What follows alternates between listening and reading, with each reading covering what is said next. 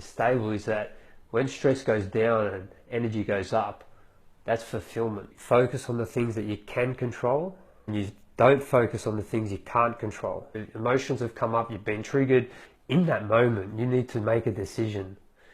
I can either be attached to it, I can either just, for the next 3-4 hours, just be really paralyzed by it, or you can choose to be objective, take yourself, detach, get your claws out of the issue. Sometimes people, unfortunately, are attached to being emotional.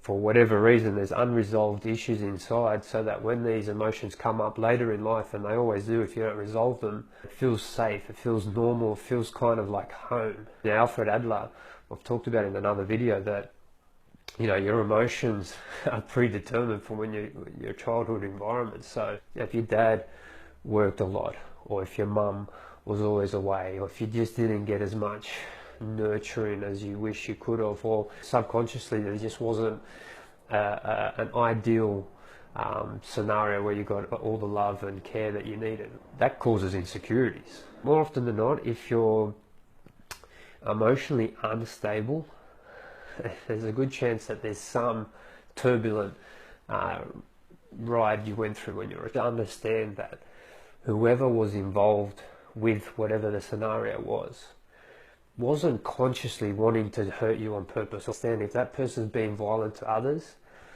they're sure as hell being even more violent to themselves. If you need to become more resilient, more stable with your emotions, you have to go back and just try and forgive and forget. I'll do another video. The most important point, probably second to what I just talked about, is self-mastery.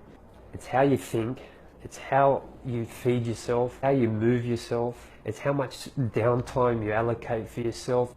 Be aware of what's going on. Don't believe what's going on up here, just be aware of what's happening up here. Eventually they part way, and then there's just complete silence. And that's very regenerative, and you'll feel very stable coming out of that. You're recharging those emotional batteries. So just like if you want to get fit and you want to go to the gym and get lean, or whatever your goal is, if you want to be emotionally stable, you have to train the soul.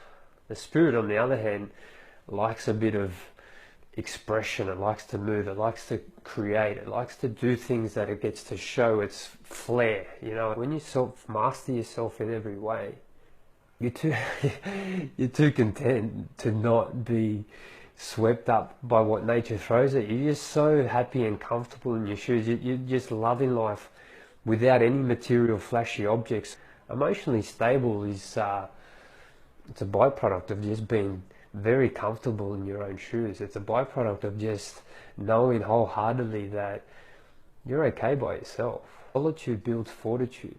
Watch that video. Any, you know, reason to be fully swept up under the table and depressed for weeks on end. That means you're just not paying attention and learning what you need to. There's a lesson in everything.